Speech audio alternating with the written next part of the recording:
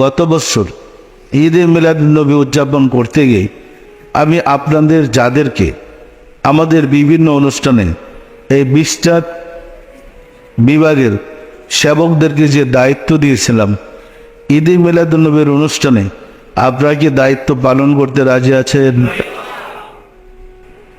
তাহলে আমি আপনাদেরকে আল্লাহর পক্ষ থেকে, আল্লাহর রাসূলের পক্ষ থেকে দায়িত্ব বুঝাই দিলাম। আপনারা সুন্দর সুষ্ঠুভাবে দায়িত্ব পালন করেন। মনে রাখবেন, এই ঈদ, এই আনন্দ আম্বিয়া কিরামদের জন্যে, আউলিয়া কিরামদের জন্যে, রাব্বুল আলামিনের জন্যে, সমগ্র সৃষ্টির জন্যে। ধর্ম না জানার কারণে, আমাদের অন্তর্দৃষ্টি খোলা না থাকার কারণে আমরা দেখছি না, উপলব্ধি করতে পারছি না।